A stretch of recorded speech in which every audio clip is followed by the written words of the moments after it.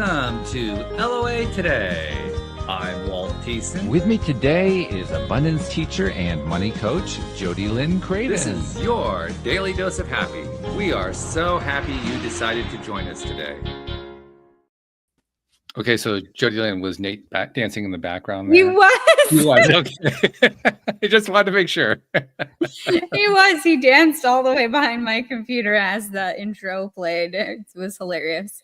Excellent. I'll try and snap a video at one point so you can see it. It's just awesome. My husband loves the intro and the outro to the show. Walt made it himself. So yeah. Clearly, if it makes him dance to it, that's pretty impressive. Yeah. he's a burly farm boy. So That's even better. I love Yeah. that. I love that. Well, you know, I'm certainly not a professional musician, but any musician likes to know that somebody's listening and enjoys what you're performing. So that's a good thing, you know? yeah, Yeah. absolutely. So good stuff. So we're joined today by Amy Vince, who is a tapping expert and the founder of Soar with Tapping. Interesting concept there, soaring with tapping. We'll get into that in a moment, but we want to learn a little bit more about Amy first. So Amy, first of all, welcome to the program. And how are you doing today? I'm doing great. Thank you so much for having me. We're so glad to have you. And give us the history of how you ended up being into tapping. There's usually a good history that goes along with that. So we got to find that part out. Yeah.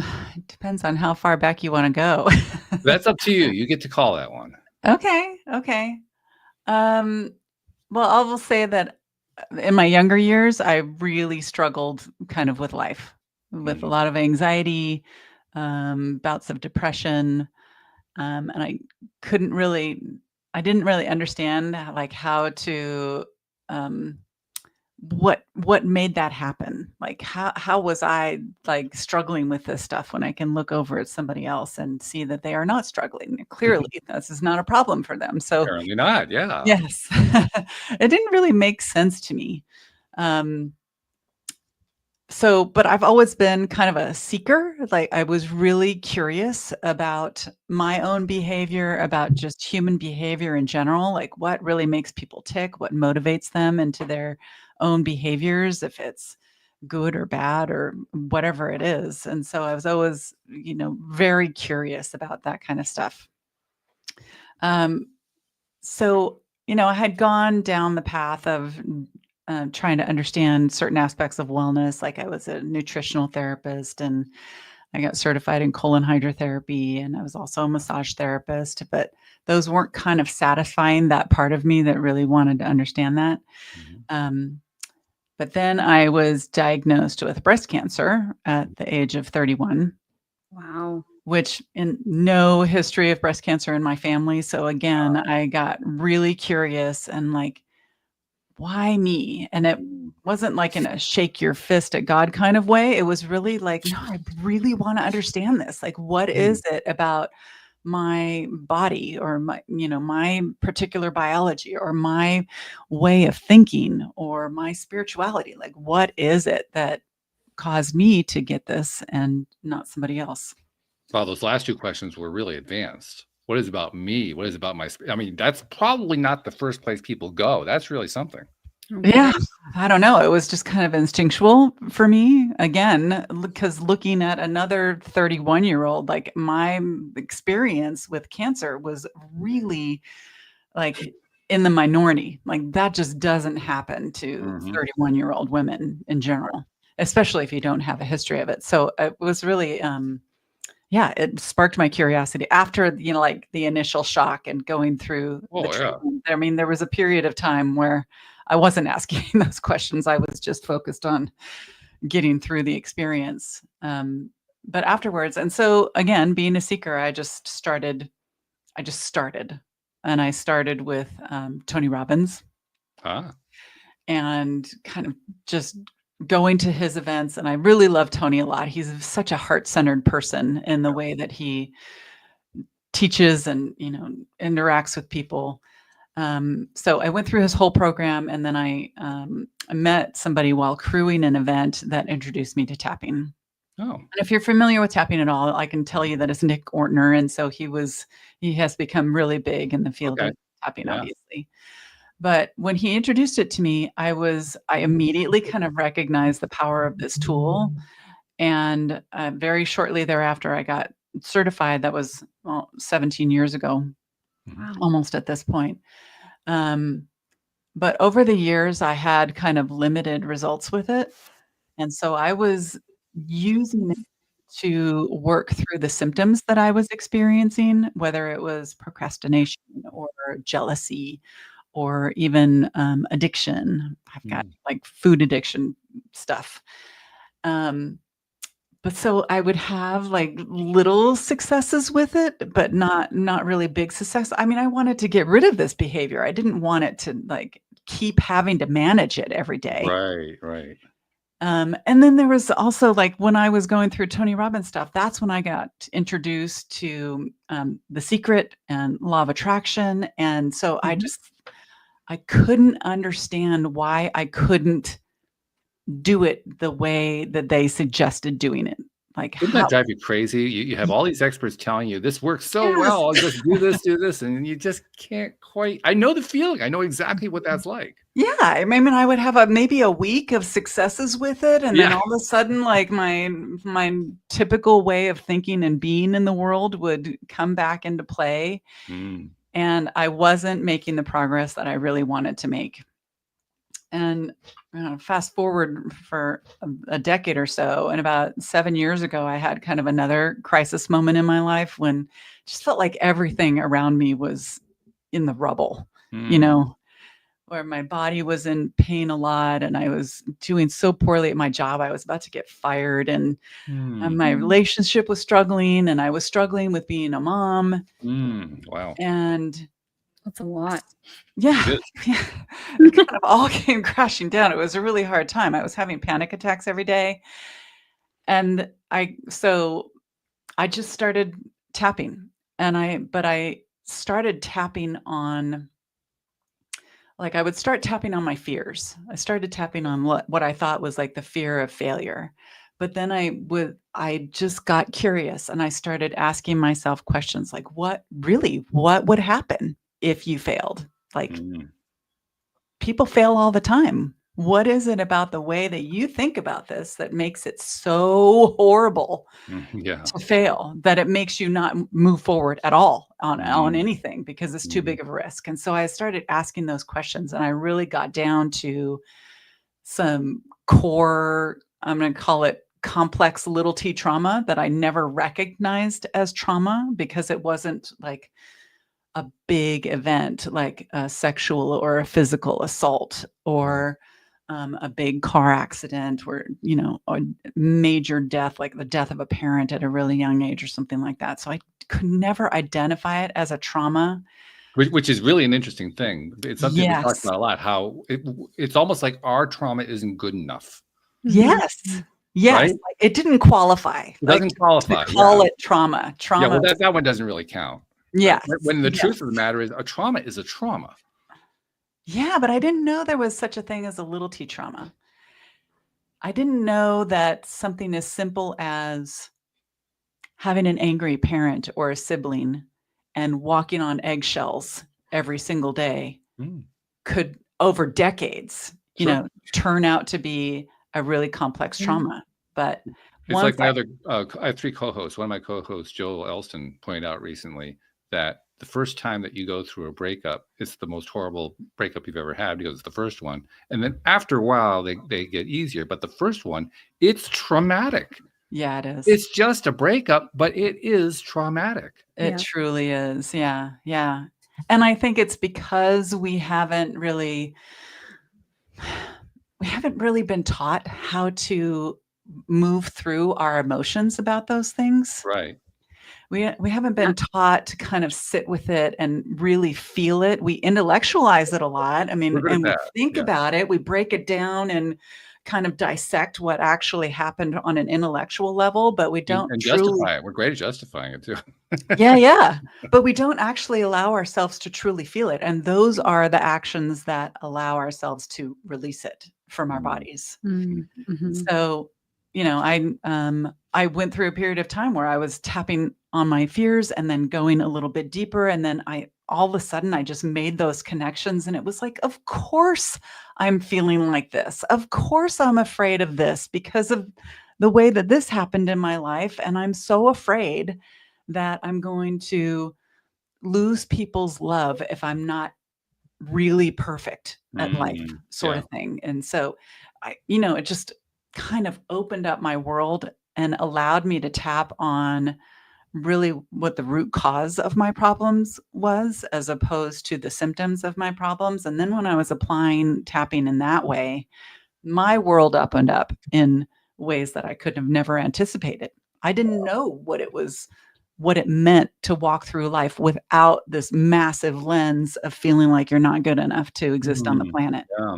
Right. And so when you remove that and kind of the possibility of life opens up to you, it's a really big change. And it was kind of at that moment that I kind of made this my passion and my mission. And Understandable. Yeah. And yeah.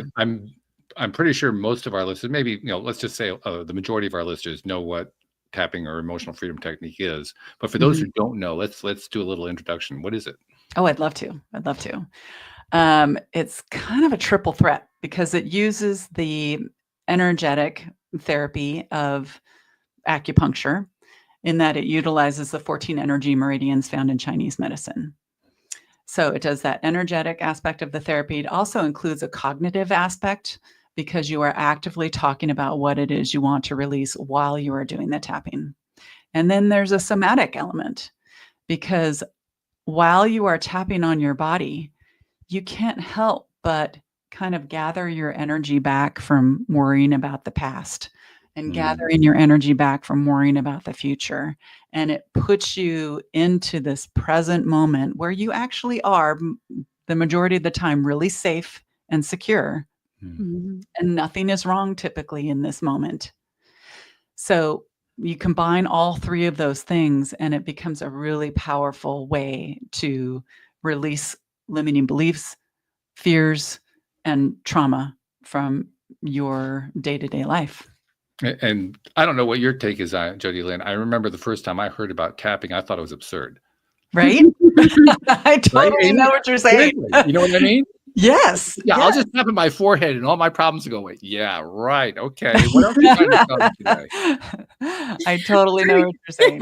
I didn't think it was that much like hooey when I first encountered it, but my dad got really into tapping over the last 5 years and has been like beating the drum of tapping. He goes to like the tapping conference that they have online. It's some big The thing. Tapping World Summit. Yeah. Yeah. So he's always like, do you want in? And like, let me send you the things. And I've always been like, yeah, okay. Like whatever you say, like I don't discount it 1,000%.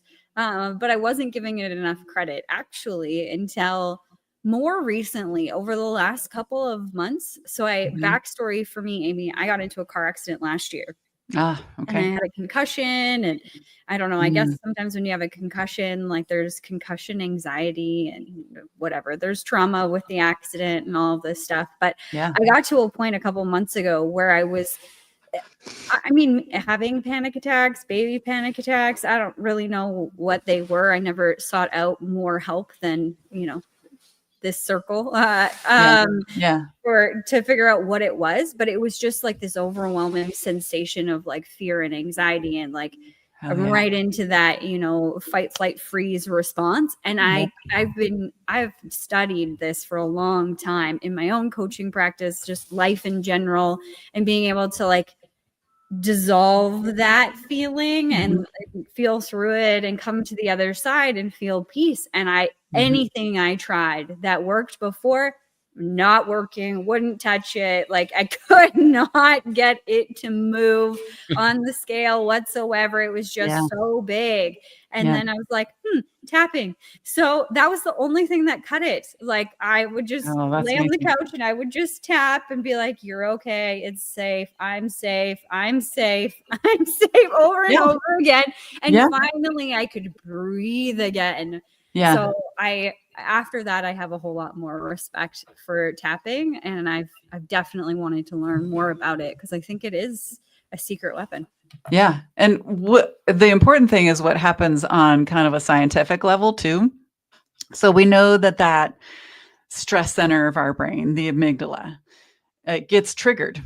And 99% of the time, we don't even know that it's why it's been triggered or, what happened to trigger it. Yeah. We just know that all of a sudden we feel that rush of cortisol in our body, and all of a sudden we feel anxious, or we go into fight, flight, or freeze mode, whichever one is your general brand of stress or anxiety. But what's great about tapping is that it will start to tell the amygdala in your brain to de-escalate. De-escalate. Everything is safe and calm in this moment.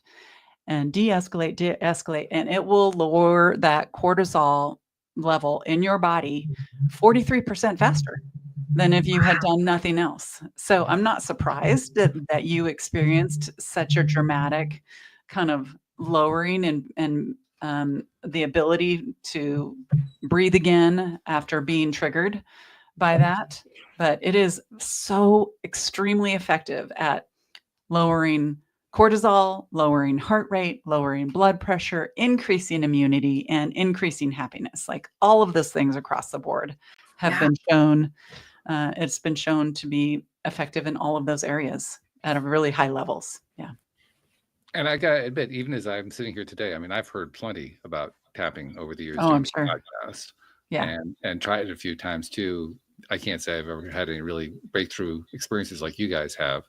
And I think that's part of why to this day, I think, well, that sounds nice. Yeah. Okay. What else we going to talk about today? It literally, it doesn't have any big impact on me because I don't have that kind of experience you're describing. Yep. So Yeah. I guess what I want to know is why should I reconsider? Because it does those things. It does increase happiness. You seem like a generally happy kind of guy, and maybe you After don't a lot of work. need. I mean, this was not me 12 and a half years ago, I promise. In general, we all have to do our work, right? Oh yeah, you don't get out of it. Sorry, homework's there. It's done. But the truth is, it's not for everybody either. I mean, if you find your tool and something that helps you to move through all of your pain and trauma and come out the other side feeling like you are more whole as a person, then that's okay. You don't have to try tapping. Yeah. Tapping for me was the ticket. And I think, and it's because there's that part of me that really held on to my emotions around things. And I think that's really the point. The point is you don't have to use all the tools in the toolbox. Right. But you want to have them. Yeah. Yes. And we've across the board as a society, we have largely ignored the emotional side of things. Yes. 1000%. We have very much adapted to the fact that we need to focus on our physical bodies and treat our physical body with care and love. We've very much focused on the fact that spirituality is an important aspect of who we are.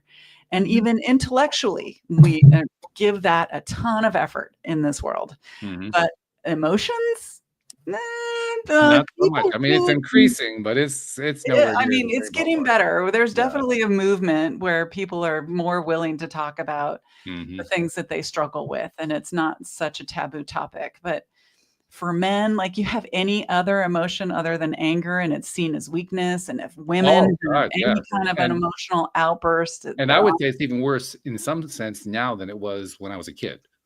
Because I recently re-entered the singles market. I was married for 23 years, divorced 2 years ago. Okay. And so I'm kind of re-immersed into that. And for the first time in the modern technology age where, before when I was single, that didn't exist. So I'm learning about that part of it too. And oh my goodness, I mean, I am blown away at how much the whole alpha male thing, the stoic emotions shut down male thing is pushed hard, really, really hard.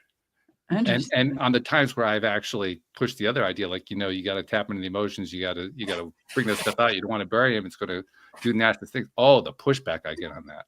Not from everybody, but there is a significant minority that just push back really, really hard on that. I have to go with the idea that people are just afraid of it. Totally. Yeah, well, I think so. Yeah. To outright dismiss it Mhm. just tells me that people are afraid of it because it gets such a bad rap Mhm. out in the world. Mhm. And yeah, and the funny thing is, I think it is a huge part of who we are. And because we've ignored it for so long, then I personally believe it builds up in our system. It causes physical problems at some level. I think There's a that's lot of why data I supporting got that. breast cancer. I think that Mhm. that's why people struggle with a lot of disease and pain, because there is an emotional element to every single thing that happens in our physical bodies. If we aren't healing from it, that means that there is an emotional tie that we haven't addressed. It Yeah. was one of the most difficult things I had to face up as I was trying to learn about law of attraction and spirituality and how all this modern woo-woo craziness actually works. Yeah, When I yeah. finally grasped the idea that we don't live in a logical universe, we live in an emotional universe. Mhm. And the first time that was presented to me, my first reaction was bullshit. And my second reaction was, wait a minute, what does the facts show?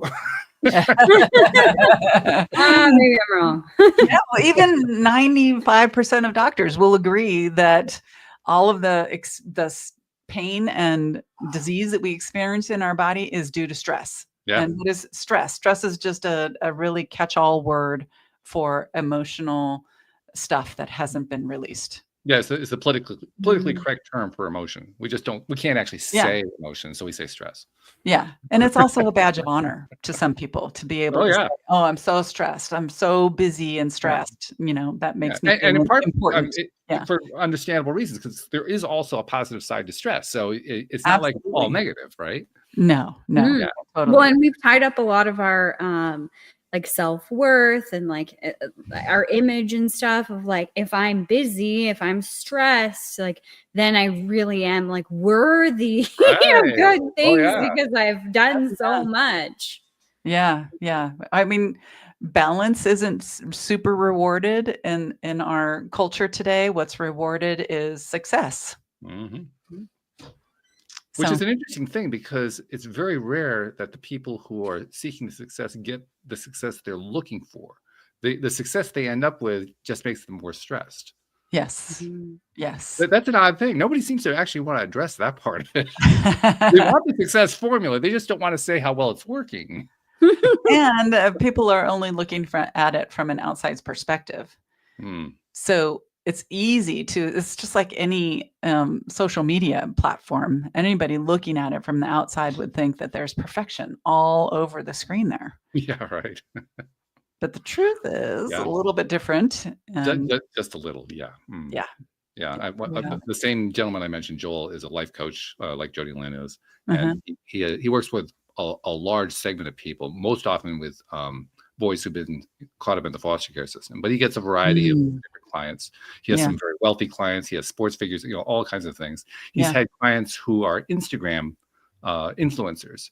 Oh boy. And they've built up it's a very common connection he finds. They build up their online persona so high that they can't match it. And so that Yes. on screen, they got it all together. Off screen, they're falling apart. Yeah. And I would imagine that it really lowers their just vibration level because absolutely, they're yeah. so inauthentic with what they're presenting to the world and what they're showing is their truth. Yeah. Yeah. That's a tough life to live. Well, we're going through a time period. A lot of people have lots of different ways of looking at it. Most commonly, that there's this great big political divide and so forth. But I really believe what we're going through is a time of paying more attention to what's coming from within, and having to either deal with it or try to pretend that it's not there, whichever way your strategy goes. Yeah. But literally, that's where we are right now. We're in a place, I don't recall any time in my life where we have been so focused negatively or positively on what's going on inside. Mhm. When I was a kid, that wasn't even touched. No. You didn't No. talk about that. It never came up in conversation. It never participated in what you were doing. It was all about the external. That's no longer true. Yeah.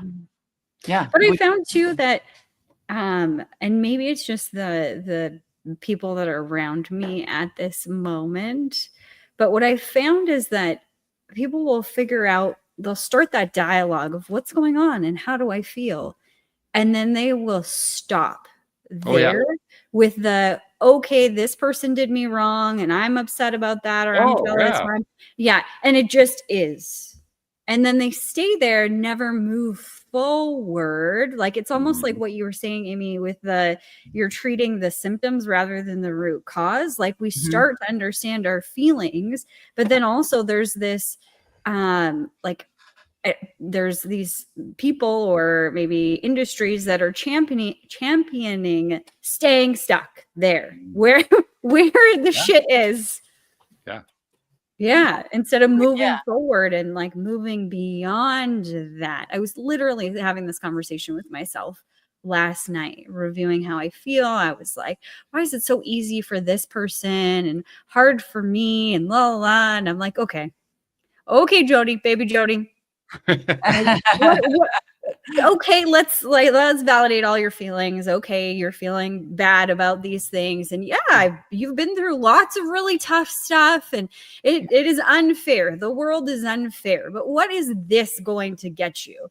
Like moral high ground. Okay, it's pretty windy up there. Anything else that you're gonna get up there? Well, an excuse to stop trying. Okay, is that gonna really get you what you want? Well, no, not really. Okay, so is this really where you want to stay? Is mad at this person that they have it easier through life and seem to be able to skate on through their problems versus you that have had it hard? This stance that you're taking, your perspective.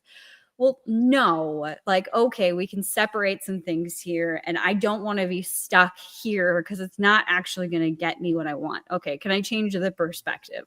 Yeah. Slowly but surely, I started to step off the perspective and, come to a different place. But I think actually that's a really good example of kind of moving through your emotions around it, because when you get to a place of frustration around something, I think it's okay to have a moment where you feel like, poor me. Yeah. Poor me, that this shit is hard and life can be really hard sometimes.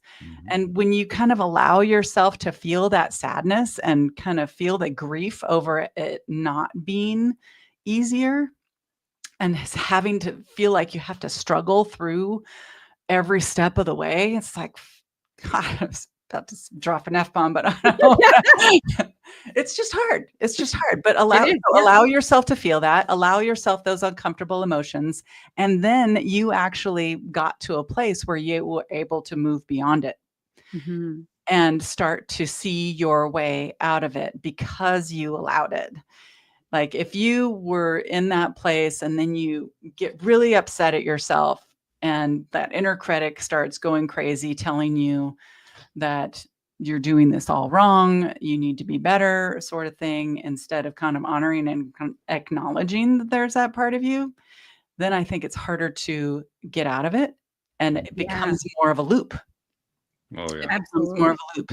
So it's that process of kind of feeling the emotions, and it builds kind of an emotional muscle when you when you don't judge it as much and you just kind of allow it and surrender to it and you feel it. Like there's studies that show that you allow yourself to feel a feeling fully and intensely, and in 90 seconds, it will start to shift. Yeah. So if we have the courage to sit with those uncomfortable emotions for just a moment, and if you remember to tap on your body while you are feeling those uncomfortable emotions, then it'll turn even faster. Ooh, say more about that. See, now you're starting to convince me that maybe I should try this a little bit more. Yeah. Well, if I'm nothing else, I just want to encourage everybody to engage with their emotions. I mean, it's always been kind of a scary thing when you feel that anxiety. Our instinct is to run away from things that feel painful and scary.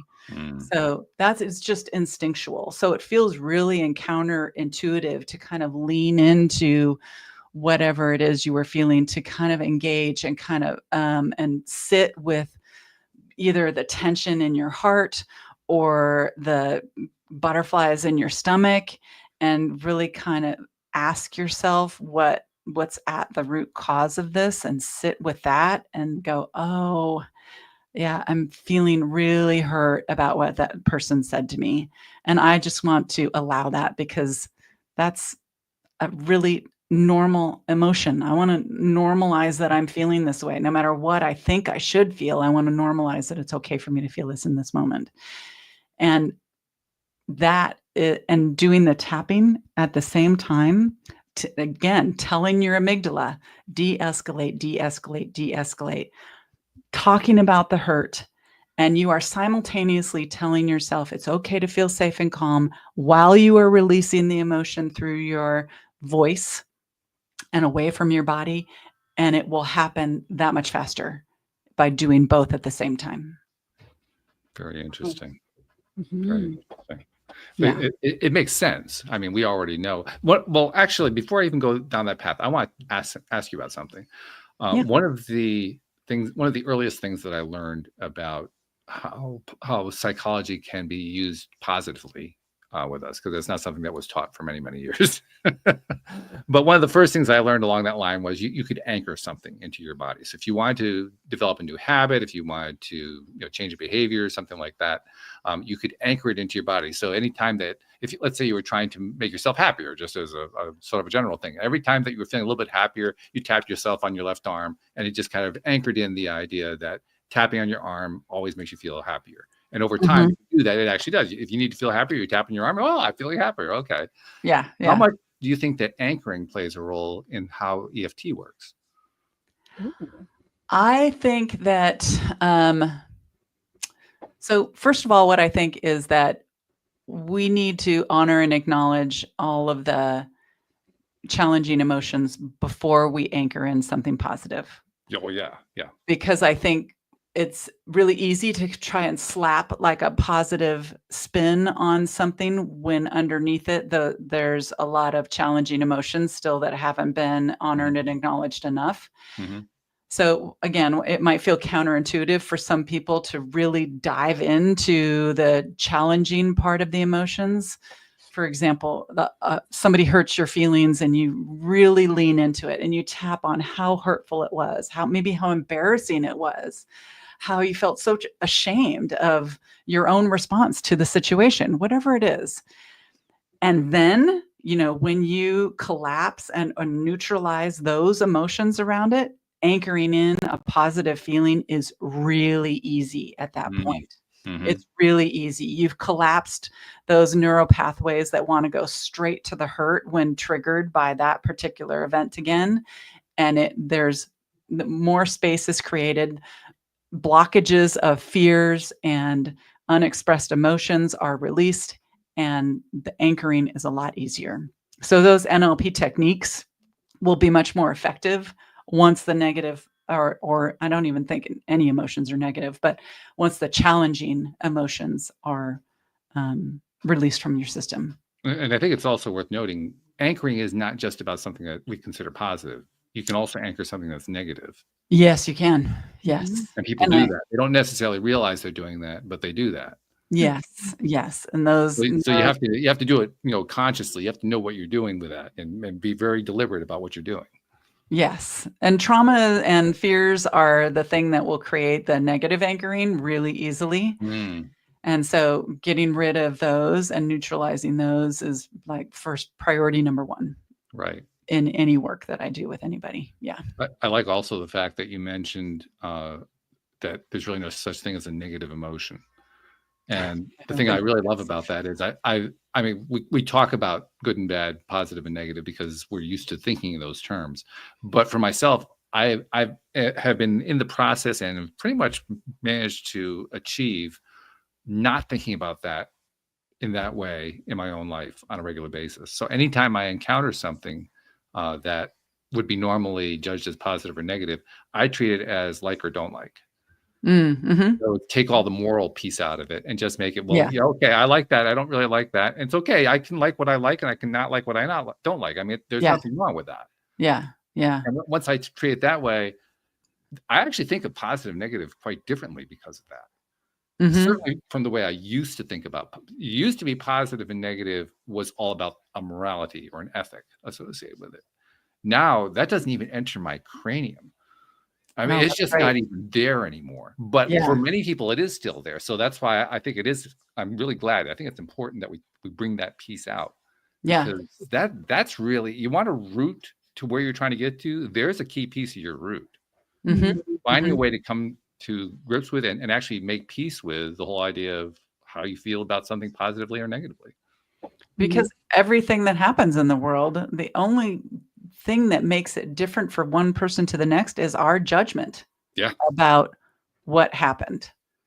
It Mhm. could somebody could turn it into a positive thing. Somebody could turn it into a negative thing. In and of itself, every event is kind of neutral. Yes. Mhm. It's the emotions that we add to it. So I don't Mhm. think any emotion is wrong or bad. There are some emotions that are more uncomfortable than others. And like we talked about before, just because we haven't been taught to work through them.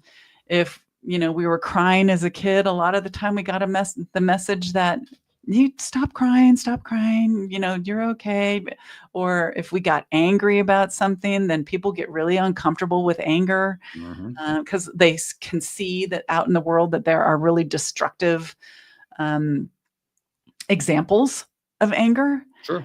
And so we write it off as a bad emotion, but it's a really vital emotion to who we are. Having the access to anger on our own behalf, especially women. Like women will have traditionally gotten rid of anger on behalf of themselves. They can get angry on behalf of their kids, or they can get angry on behalf of a cause. But doing it on their own behalf feels really scary. But what that does is it kind of leaches the passion from their life in a lot of ways, and it will make it really hard for them to establish good boundaries in their life.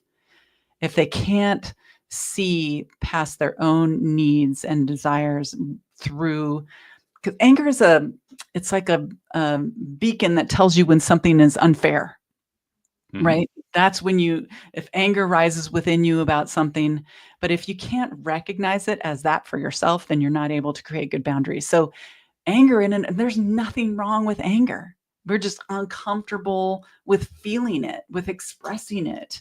It's judged and criticized a lot. And so it gets villainized when there's nothing wrong with it and can be really positive in the end if we allow it.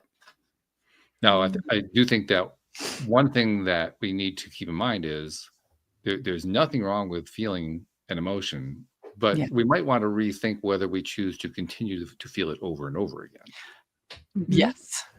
Yes. I mean, think, yeah. you need to feel the emotion, but you have to live there. Yeah. And some people will live in anger, and that obviously is not healthy either. No, it's We not. always should be seeking a balance in every area of our life, I think, between vulnerability and power in any aspect. I think that's where we will find the sweet spot in life in general. I think you're right about that. Yeah. And that's not going to happen like this. Oh, no. Oh, you want an instant reaction? An instant solution. Okay. Yeah. Great. Tell me exactly how long I need to feel this, Amy, and then I will clock it and move on. Listen, there are some during my coffee break. Yeah. Okay. Yeah, there's some 1-minute miracles in tapping for sure, but that's not one of them. Not one of them. Spoiler alert. Oh no. Yeah. It still takes work. Tapping takes work. It generally goes a lot faster than just cognitive therapy alone or other therapies alone. But I will always recommend a comprehensive approach to anything that you are trying to change or heal or, whatever it is. Yeah. Do it physically and spiritually and emotionally and intellectually. Do it on all 4 of those levels, and you will achieve success much faster than you think. Yeah. That combination's huge. Mhm. I hear lots of people coming onto the podcast. That's usually the way it is. People who are ready to do podcasts are, they're already exploring all those avenues. They're already exploring all those. Yeah. But the vast majority of the population, they've heard about it. Yeah. Let them explore some of it. Mhm. You know, but are they really doing all of it? I don't know. Maybe. Hopefully I they think have some initial success, because then that's going to whet their appetite for Yeah. even more. Yeah. Yeah. And I think when it comes to the emotional side of things, it's been distorted or contorted for a really long time of like, you shouldn't be so emotional, or like the personal development community. Like when I first got into it, it was like, be happy. And Toxic just happy. positivity. Yeah, I call it plastic Yeah. happy. Like, and I was like, okay, I can do that. I can shift. I can be like, I didn't know yeah. it was plastic happy, but like, where's my anchor? Where's my anchor? Happy button, happy button. Yeah. You know, like I would just be like, I can't feel these things, or else I'm gonna attract a bunch of negative stuff. And then learning that lesson of, I loved how you put it, Amy, that stuff gets stuck, causes dis-ease. Yep. It doesn't help stuffing it down. You need to really bring all of that up. But in somebody thinking about feeling their feelings, at least for me, when I went through it or started to acknowledge my feelings, it's scary. Like, what's going to come up? And what Yeah. if I can't handle it? And like, what if I never come out of it? And what if I'm just forever going to be angry or depressed or in this black hell of emotion? Yeah. Yeah. If I open up that door, even the slightest bit, it's going to be a floodgate. And Yeah. I'm going to get overwhelmed. And even physically, you can feel, literally, it can feel like you're going to die when you kind of allow the full force of some of these emotions. But again, that's where kind of, we need to exercise that muscle, because it is so weak that we think that we can't even allow an inch that it's going to take over our lives and drag us under the water to the point where we're completely drowning. That is never the case typically with emotions, especially with things that you have denied or just put a big shield of armor around in the first place. You're going to have to encourage yourself to feel these emotions. By the way, when you were mentioning toxic positivity, it cued something in my mind, because that's a phrase I've never really enjoyed. I always thought that toxic positivity was really a distortion, and just, first of all, positivity isn't toxic, so why would I want to put the two words together? Right. That's the way I would tend to look at it. Right. But I recently heard about something, and I just wanted to share it because I think it's a cool alternative way of expressing the same concept. Okay. And it comes out of something that I'm kind of blown away I found, because I don't watch television very much. Very little. And there's actually a television series that I have enjoyed watching on a major network. And I'm like, I haven't done that in like 30 years.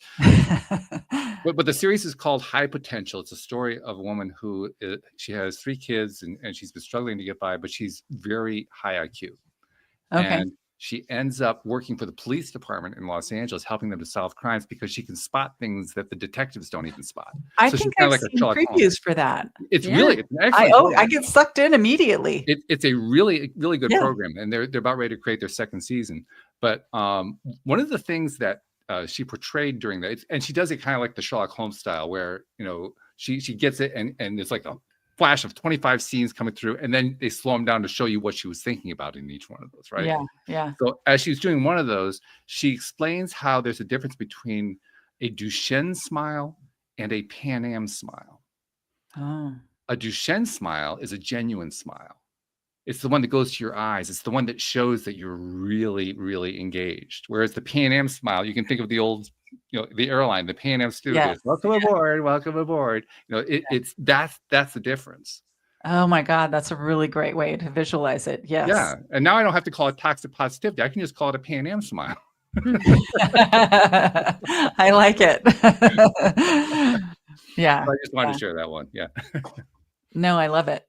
And I don't know why it kind of triggered this thought, but like one of the things that I really thought would happen when I started tapping a lot was that I thought I was going to get rid of the things that I didn't like about myself.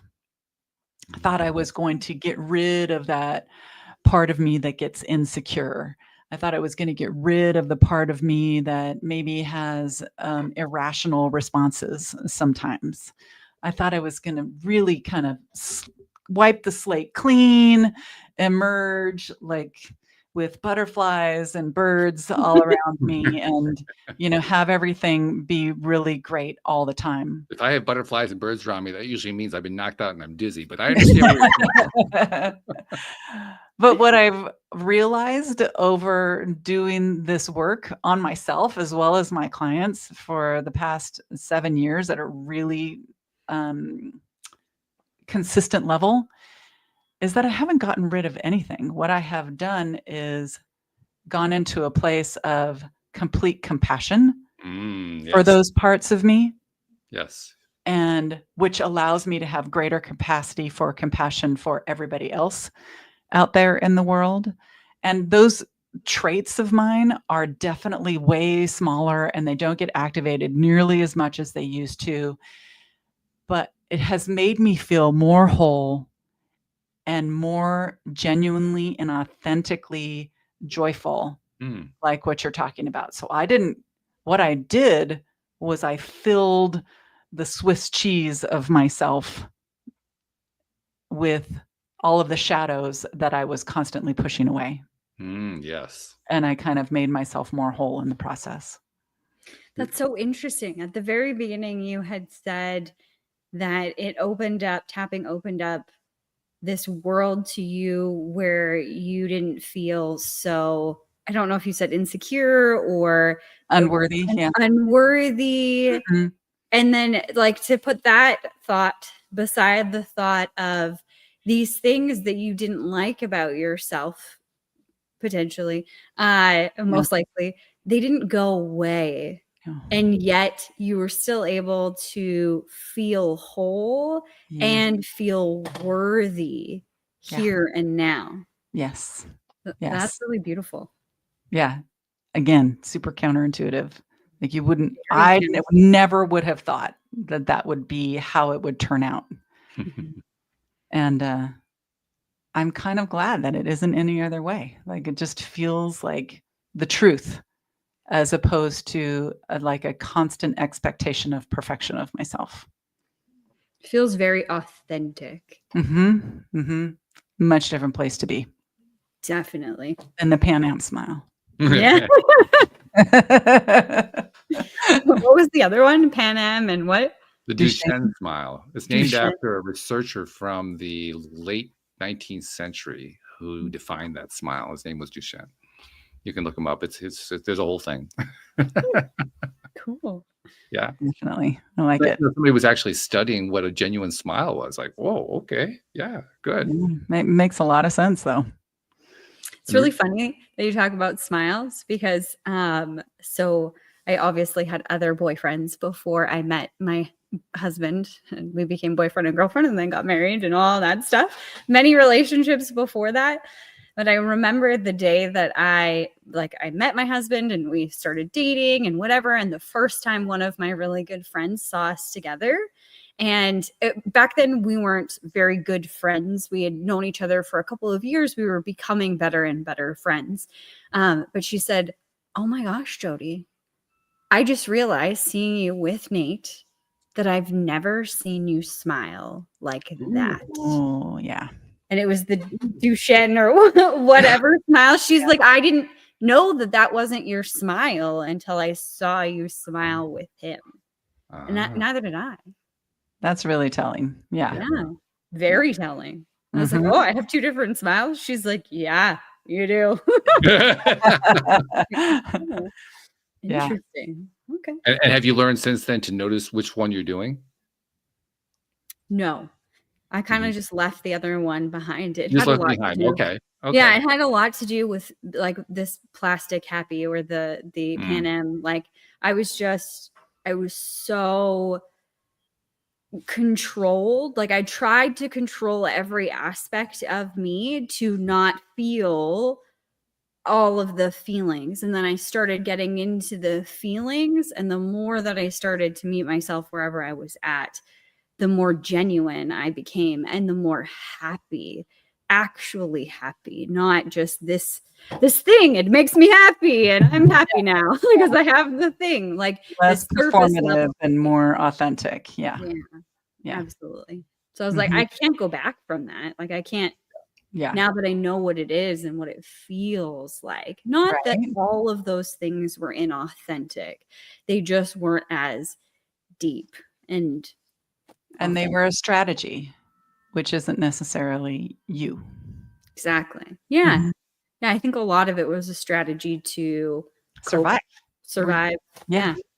Exactly. Doing what we think we need to do in order to check all the boxes. Yep. Exactly. Get the Mhm. t-shirt, you write the book, you know, do all of the things. This will make me happy, right? Yes. Yes. Definitely. I remember when I first started this podcast, I started this because I became an entrepreneur in the mid 90s and went full time in 2002. And then 2008 comes along with the financial crisis and it wiped my business out. I wasn't doing anything with real estate or mortgages, but I was just, collateral damage, I think they called it. Yeah. Well, I was collateral damage. My entire business went away. And I was married. My ex-wife's business also went away. So we lost our entire income within a month, which was terrifying. Man. That's so scary. And I kept trying to rebuild it and did so unsuccessfully. So we're going deeper and deeper in debt. And by the time I started the podcast in 2012, I was deep. We were both deep in debt. We were just struggling to survive. It was a question of, how long before we get kicked out of where we're living. It was one of those situations. Mm-hmm. And so I started the podcast because I figured, well, I love telling it this way. I couldn't afford to hire a coach. I couldn't even afford to hire to buy a self-help book. But podcasts, as long as you knew how to do the technology, that was free. So I could do that part. So I would do that. And I'd bring somebody on who was an expert and okay, that would be great. And it worked. It worked really nicely. Yeah. But one of the things that came along with it was I knew that going into it, I didn't believe in the check boxes. You guys just both mentioned, check this, check that, got the t-shirt, got the book. I didn't believe in that because every time I tried it, it didn't work. And so I said, well, that can't be it, but I don't know what it is. And I've heard about the law of attraction thing. That's why I made this about law of attraction. Yeah. But I didn't really buy into that completely either. So I was really quite lost on the whole thing. So when you guys are just talking about, the checkbook, the check mark, all I could think was, yeah, I've been there and I got the t-shirt and I was still wet. I mean, it didn't work. And it doesn't work for any of us. No. We all go through our process of figuring out. Yeah. I think some people are better at lying to themselves. I know I was. I was like, yes, we're going the right direction. Yeah. I'm happy. Yeah. See, I'm smiling. You see that? I got my Can-Am on. Right. Everything's twitching. Yeah, exactly. Yeah. My robot is sparking out here. So we know that you are the founder of Soar with Tapping. You mentioned to us before we got started, you also have an app. Let's bring that in. Tell us a little bit about the app. Yes. This is my book. Everybody tells me I should write. So the app is something I created when I had my big epiphany that I told you guys about tapping. Because I looked out into kind of the app world and I didn't see what I thought was really needed with tapping. And that was an app that really got to those core issues that I was talking about. What I found was that all the apps that were out there at the time really addressed a very surface level type of healing, and which is good if you only have time to put a Band-Aid on an issue. And sometimes that's really necessary. I mean, let's be real. Sometimes you need a Band-Aid to get throughout your day. But I didn't see that it was going to the depth level that I needed to heal me. And I thought, well, other people are in the same boat. I'm sure of it. So I sought to create something that really got to those core issues. It doesn't address people's exact traumas because I think those things ought to be worked through with a trained professional. They're too unique and people's perspective on them is too unique in order to genericize something for the app. So I always encourage people to go to a trained professional for the actual trauma.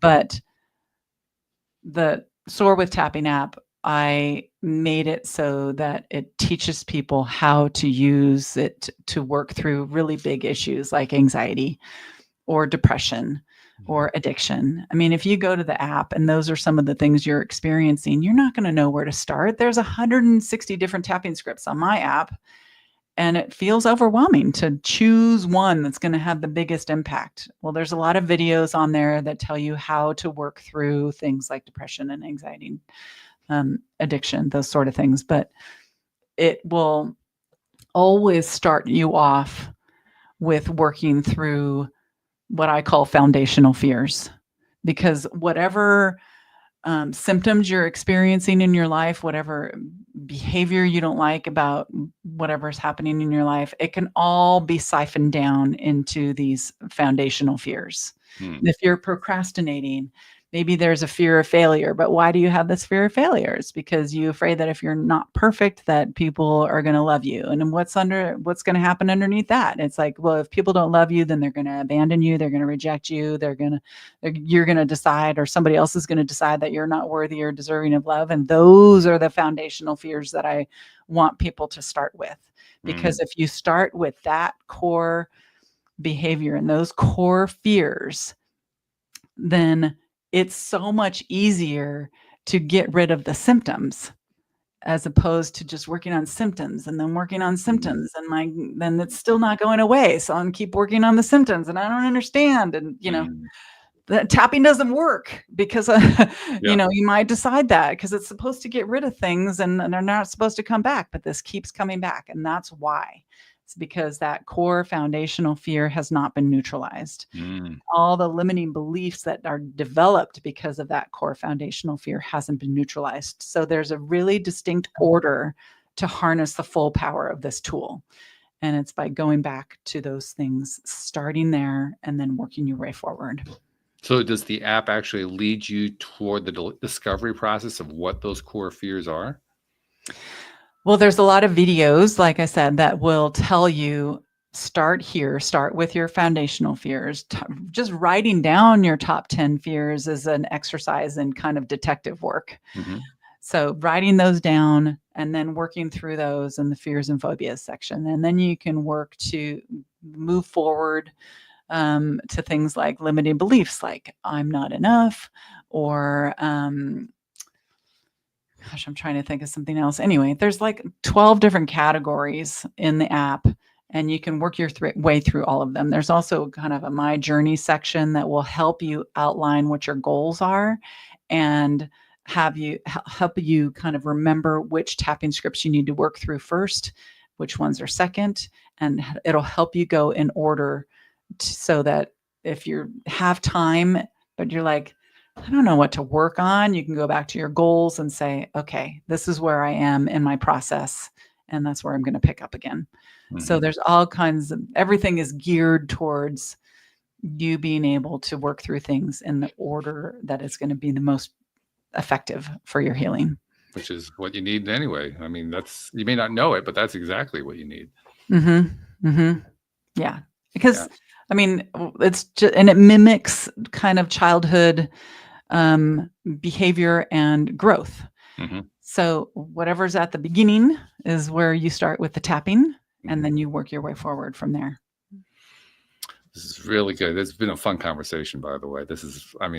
I love the conversations, but this one's really, really fun. We had a lot of stuff that we explored. We went off on a few tangents, and they were all fun and funny and so forth. But really, I enjoyed it too. Thank you so much for having me. We do have 3 things we like to do at the end of every program. First and foremost, for somebody who wants to learn more about you and what you're doing with not only with your app, but what you're doing with your overall programs, how do they find out how to reach you?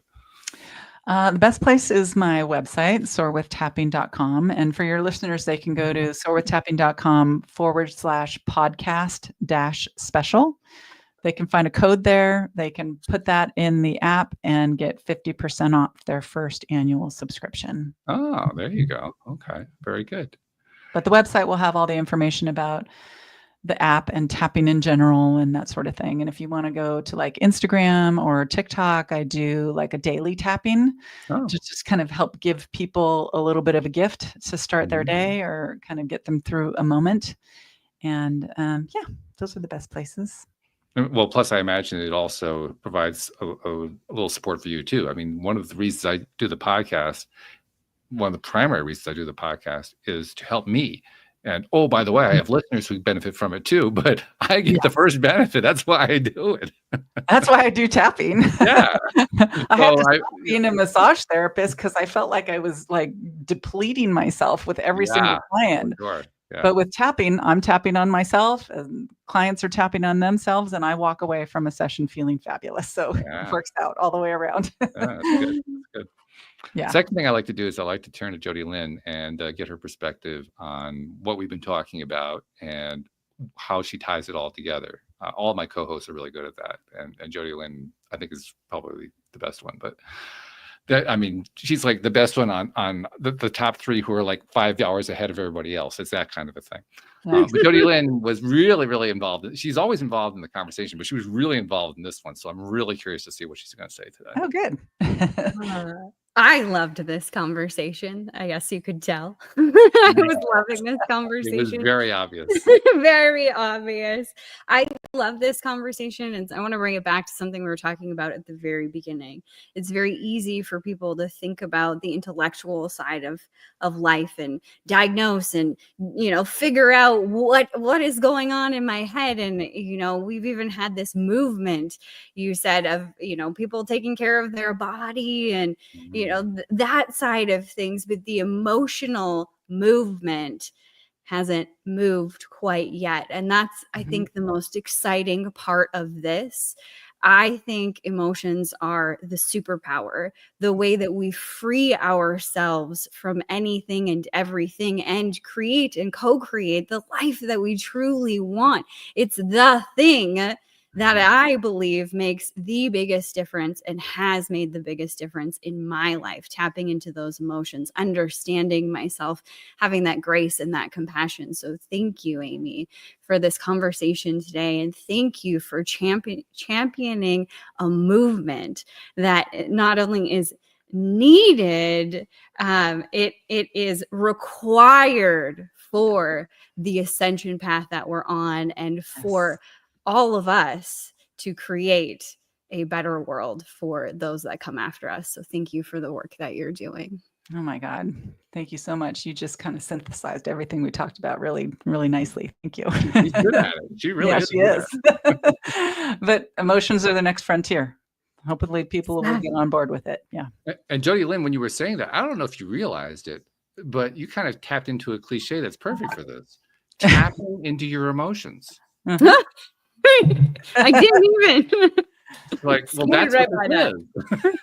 That's what it's for. Yes, it is. Yes, it is. So cliche becomes real. Yeah. Well, that's cool stuff.